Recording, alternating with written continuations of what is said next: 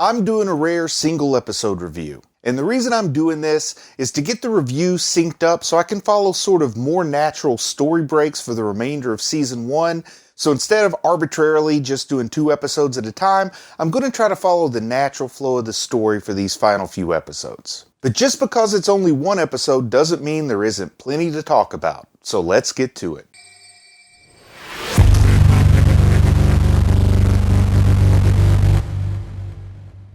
So as episode 16 starts off, I have to say that I'm a little bit surprised that there actually is a formal investigation going on into the Sawney and Bean murders.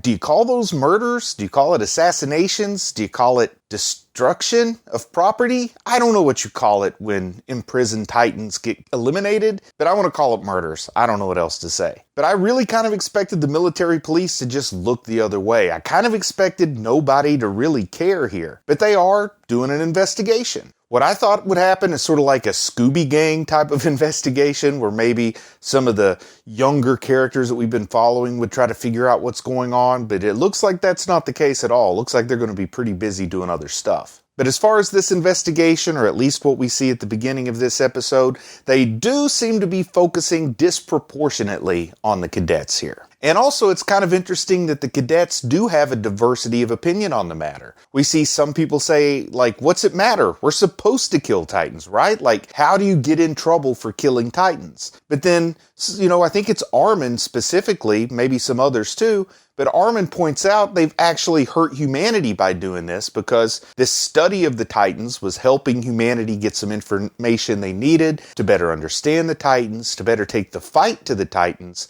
And he makes a pretty good point that I think his point of view is what we're supposed to agree with. I mean, do you disagree? However, personally, I think if he set his mind to it, Armin could just solve the case. He could be like our little junior-sized Sherlock Holmes and have this all over and done with in half an episode. But we're going to see he's got other stuff on his plate right now. Here early on in the episode, we see that Marco's memory, Marco's influence from beyond the grave, it really hangs heavily over this episode. And I'd say it's like his metaphorical ghost is here. And I have to say metaphorical because it's not beyond the scope of possibility that his actual ghost might show up at some point. But for right now, it's his metaphorical ghost that's kind of hanging in this atmosphere with the cadets. And they show some flashbacks to some key scenes he was in. And I got to admit that I had undervalued that character in the past. I don't think I had given him the full attention that he deserves because he really is there in some key points. Particularly, he's key in the changes that Jean goes through and the development of that character that I'll talk more about in a bit. But yes, Marco was really more present than I think I gave him credit for. I think I rarely mentioned his name until he died. But it is the day for the cadets to decide which branch to join. Now, membership in the military police is limited to the top 10 members of the class. But other than that, they have a pretty open choice. They can willfully go into the garrison or they can go into the survey corps. And just because they're in the top 10 doesn't mean they have to join the military police. It just means they have that option. So they could still decide not to join the military police and instead to go with the survey corps or the garrison. And Jean was one of the top graduates of the class and he has options before him. But you see that he's conflicted here. And I'm going to say that he feels compelled to join the Survey Corps. And I really do think it's appropriate to call this a compulsion because his thoughts on the matter, it really goes deeper than thoughts. It's his feelings on the matter. They're operating on 2 different levels. There's the cognitive level that tells him, my goal from the beginning was to join the military police. That the smart thing for me to do is not to join the Survey Corps. But then on that emotional level and that feeling of duty, this deeper level at his core, he's being compelled. It's almost like he's compelling himself against his own will. Like his will is at war with itself as to what to do. And he can't hold back that compulsion. And he does feel that he needs to join the Survey Corps. And I really honestly think if you're looking for a good, succinct, easy to grasp example of what a character arc is, what we see from Jean in this first season up until this point, I think that would be like a classic textbook definition of a character arc, where a character is one way, he experiences conflict, he experiences challenges, he lives life in a way that it changes him. And it is shown so clearly with Jean going from the person who I thought was going to be an adversary. I said keep an eye out on him when we first see him in the mess hall. I thought he's going to be a troublemaker. He lives life in about 12 or 13 episodes. Really, he starts to come around quicker than that. But he becomes a very different person at this point in the story. And it all makes sense. It's all believable. And with what he faces and Marco, that ghost, the metaphorical ghost that's hanging out in this situation, we see him point out that it's because Jean is a bit weak that he's able to comprehend how every soldier feels in every situation. I don't feel like it's disingenuous at all. I feel like it's very deserved, this change in who he is. And even when we get further down the arc where he does decide to join the Survey Corps, there's still conflict within him. It's a compulsion that makes him do it. And I mean, there are plenty of good examples of character arcs for people. But this is one that's really well contained. It's in a limited period of time here, but it's done in a way that's justified and doesn't feel arbitrary or unbelievable.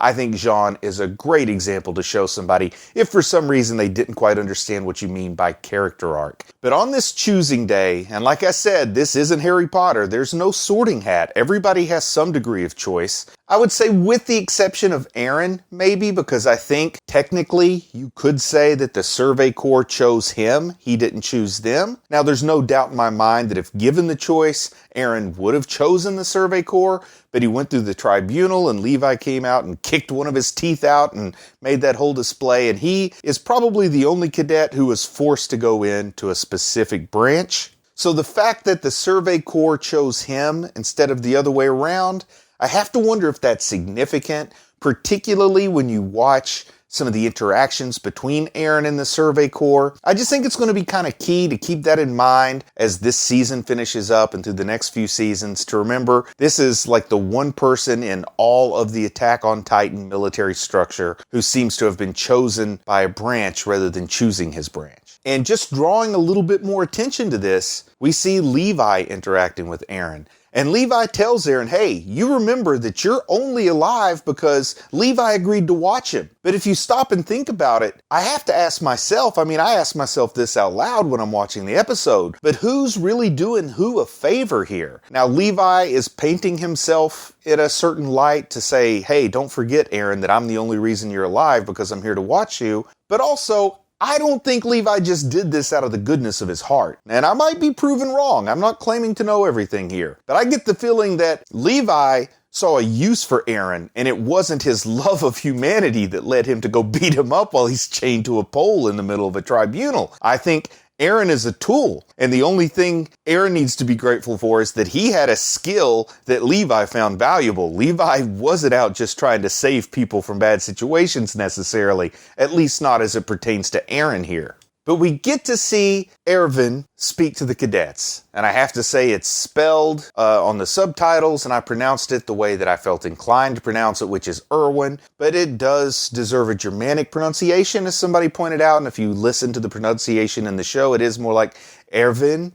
So Erwin speaks to the cadets, and he says, it's time to end this century of Titan rule. So what does he really mean by Titan rule? Because the Titans aren't really ruling. This isn't like some alien class of people that have come down and proclaimed themselves like I'm the Thanos in this situation. The Titans are more like an unfortunate circumstance than rulers. And I think it's pretty interesting to me that he didn't say it's time to end the existence of the Titans or to eliminate the threat of the Titans. Erwin very specifically says time to end Titan rule. So I wonder if maybe, just maybe, this is a comment to the fact that the ruling class may depend on the fear of the Titans in order to maintain their power, in order to maintain the current power structure, in order to maintain the status quo. So that this piece of the puzzle, this boogeyman, if you'll allow me to use that term, is something that's actually propping up the ruling class in humanity's last form here, this civilization in the world of Attack on Titan. I can't help but think that when Erwin says this, Erwin specifically says time to end this Titan rule rather than time to free ourselves of this fear of the Titans or eliminate the threat of the Titans. He specifically uses that word rule, which fuels my little mini conspiracy theories about what is Erwin really up to, what is his real goal. He has introduced plenty of mystery himself with the things he says and the way he says that, and we'll explore that a bit more in a bit. But I do think that I honestly believe word choice absolutely matters in this show. And if two words mean kind of the same thing, I think the one that's used is used for a reason. And at least I'm going to look into it. If I'm proven wrong, so what? I'm having fun thinking about it. Erwin also lets everyone in on this basement situation. This basement back in Shigansina, I think is how it's said. And he doesn't keep his cards close to his vest on this topic. I wasn't expecting that. I really thought that this was going to be a little bit more secretive. This was going to be maybe sort of a hidden sub-mission within the larger mission to just simply retake territory.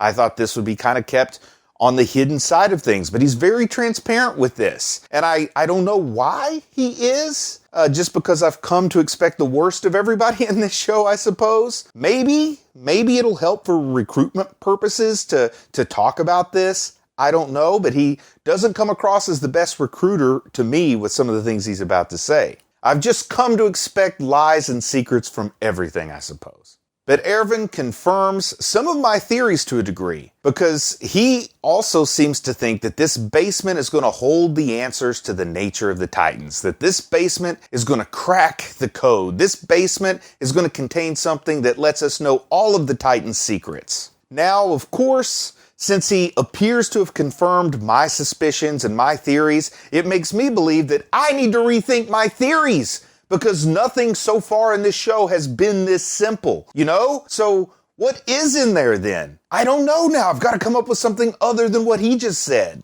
Maybe it's just a map to the next location, like, sorry, your princess is in another castle. Wouldn't that be a real thing to experience? And as I'm sitting, watching the episode, I'm trying to figure out what Erwin is really up to. Then Armin, I'm telling you, I couldn't believe it when this happened, but Armin kind of becomes like my mini-me. He becomes a surrogate for me because he just comes out and questions, he says, I wonder what Erwin's true motives are. And this just proves to me that no matter how clever I might think I am, no matter how many wonderful ideas that I'm proud of myself for, I just can't outthink this show. So I shouldn't try to outthink it. I should just enjoy it, right? But then again, a whole lot of what brings me joy is trying to think about things and trying to see where it's going. I get just as much joy from being wrong as I do from being right. That's not so bad, is it? But this show has on more than one occasion anticipated my thoughts, and it's let me know that it knows what I'm thinking, as if a show is a sentient thing. You get what I'm getting at here. It's kind of telling me I need to think a little bit more, I need to think a little bit deeper, and that the show is probably an order of magnitude ahead of me on the plot's direction. And at least as it relates to me, this is a really effective way of getting me to keep thinking about the episode. Like, I keep thinking about it long after it's over. Even if I weren't making videos, I would continue thinking about what's going on here. And it gets an engagement for me that goes well beyond the viewing experience. And that makes me a really loyal watcher and makes me go beyond just enjoying it to being a fan. Back to Erwin. In his presentation to the cadets, he mentions that in the last 4 years, the Survey Corps has lost 60% of its soldiers.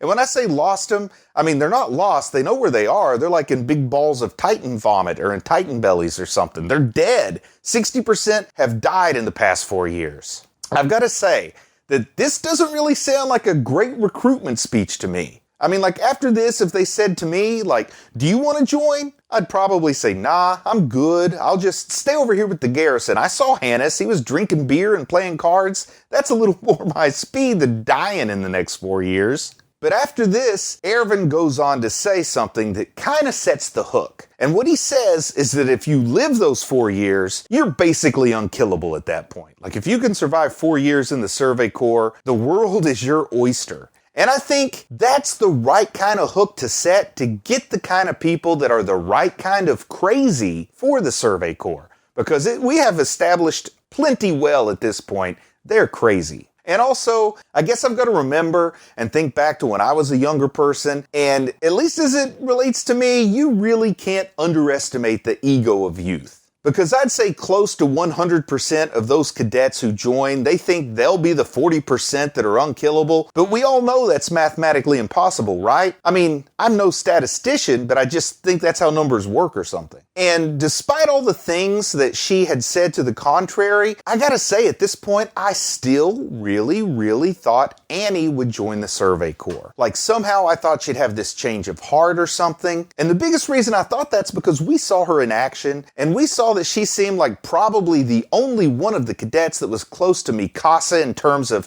Titan killing ability, Titan butt kicking ability. So I expected her to have some kind of change of heart or some kind of plot contrivance that would get her to end up with the Survey Corps, but that doesn't happen. And then I was also getting real worried that Connie wasn't going to join. And the music was just hitting the right way to give me this concern while he's struggling with the decision. And that music, I have to say that so far I haven't really talked enough about the music in Attack on Titan, but this episode in particular, well, the music deserves praise, I'll just say that. But after most of the cadets leave, the few who wish to join the Survey Corps remain, and then Erwin asks a question. Can you die if ordered to? And I was kind of surprised by both the answer he gets, as well as Erwin's response to that answer. But the cadets shout, "I want to live!" And Erwin gives like this most satisfied grin. And I guess it was that grin that allowed me to realize, or helped me realize, that he doesn't want pawns. He's not looking for human shields. What he wants for the Survey Corps are survivors, independent thinkers. Again, the ones the others call crazy. And yeah, I call him crazy too. But in this moment, he feels like a real leader. He also feels dangerous, though. Dangerous to the status quo, at least. Because I could see him having the potential to become sort of a Julius Caesar type figure, too. I feel like the story's going to reward me for supporting Erwin, but I feel like there are some heartbreaks up the show's sleeve yet to be played. And something I love about the Survey Corps is that even the horses are crazy. That's how you know they mean business, because there's this horse named Shallot, and they tell you watch out because if you're not looking, Shallot's gonna bite your hair off. And the horse's handler even has like this bandana wrapped around his head. I don't know if it's a bandana to protect his hair or it's a bandage from all the time his hair's been bitten by this horse. But he's got that thing on his head to prove he's telling the truth about Shallot. And then we see Shallot try to eat his hair a few times while he's talking to the new recruits. So I love this Maverick spirit, and that pun is intended that goes all the way to the horse. Maybe they can turn that horse into a Titan. I don't know, send Shallot out to bite all the Titan's hair off. Imagine what it would be like if he got a hold of that bearded Titan and just started chewing the beard off. So I want to see Titan Shallot now. But before heading out on the new expedition, the plans are shared with the new cadets. The plans are all very detailed, but they do point out that Eren's location isn't shared. And again, I have to wonder why, because like I said before, I don't think there's any wasted words on this show. Like, why is there some measure of secrecy, but at the same time they're not hiding Eren because his friends are able to find him? So I don't quite know why Erwin is doing some of the things he does, but I do feel pretty convinced there's a reason for it. He's not like Pixis, who's just a little eccentric and weird. I think Erwin is very calculating. But this episode revisits Erwin's question from the end of the previous episode, when he asks, Eren, what do you think the enemy is? And I have to point out that this time it really caught my attention more than before, that he asked what and not who. So is time the enemy? Is oppression the enemy? Is circumstance the enemy? Like, using what instead of who certainly opens up a whole lot more of these abstract possibilities. So I'm curious to see what he means. Like, I hope we get the answer to this at some point. And I also like that some of the senior members admit that they don't know the answer. And at least one of the members of the Survey Corps suggests that perhaps it's better if they don't know Erwin's purpose. And this is blind faith. And it makes me wonder, like, what has Erwin done to earn that blind faith? He must have been very effective in some difficult situations to earn that kind of trust from the troops underneath him. But it makes me wonder again if this makes him dangerous. And being dangerous isn't necessarily a bad thing, because it's also a powerful thing. It's something worthy of consideration. Like I kind of mentioned before with Julius Caesar, it makes me think of the seeds of military culture that led to the transition of the Roman Republic to become the Roman Empire, because suddenly there were armies that their loyalty was to their leader and not to the nation, and that made the leader more powerful than the nation, and then you go from a republic to an empire. And I'm not saying that's where this show is going, I'm just pointing out that that type of power may be present. We see yet another reunion between Mikasa and Eren, and this is the first time they've really gotten to speak to one another since the whole Trost conflict. And she expresses overwhelming concern for Eren and for Eren's well-being, and it makes it kind of clear that Mikasa's life mission is Eren's well-being. And she also marks Levi for retribution, and I gotta say that, like, that's a battle I can't wait to see, Mikasa versus Levi. Maybe I'm giving Mikasa too much credit, but I think that would be a pretty epic battle. She also calls Levi short, and I wonder if she's insinuating that he has like a bit of a Napoleonic complex. Maybe he comes across so bitter and tough and rough because he's a little self-conscious about his height. I don't know, or maybe she just pointed out. But like I said, no wasted words. But in this moment, I do have to say that I don't think she's just concerned for Eren's physical well-being. I think she may be concerned for his moral well-being. She might not only resent Levi for the beating he gave Eren, but she might worry about what Levi wants to turn Eren into, and that Levi might want to mold Eren into something as dark as himself. Like, Eren has already become a Titan, so he's become sort of a physical monster, but maybe Mikasa is concerned about Eren becoming the metaphorical monster I speculated on earlier in the season. And I think long-term, this might be setting up Eren and Mikasa to be at odds with each other. They're both very committed to doing what's right, but unable to agree about what right is. Perhaps. So using the frame of reference I have, comparing it to something I know, I'm going to compare it to Game of Thrones. And I wonder, in this relationship between Mikasa and Eren, I wonder who's the Jon Snow and who's the Daenerys Targaryen. I won't say more, I'm just going to leave it at that, but you either get what I'm angling at or you don't. I just see some way, somehow, for this being a real heartbreaker for me on down the road. And with Annie, like, we have to see her again, right? Like, she's just far too interesting of a character to go off and never be mentioned again. She can't just be like Poochie in that rocket ship from Itchy and Scratchy. Maybe we'll eventually see a conflict between the Survey Corps and the military police, and she'll be like the sharp, feared adversary. Maybe she'll be like the Neil Patrick Harris character from Starship Troopers. I'm pretty sure I've already used that analogy with another character, but I don't care. I'm gonna do it again. But as they head out on their big expedition, we see children watching them in awe. And it's like a flashback to 5 years ago when Eren was watching the Survey Corps march out. And I'm such a sucker for echoes, and this is one solid echo. So I'll be back soon with the reaction to episode 17, and then some more multi-episode reviews. Until then, goodbye.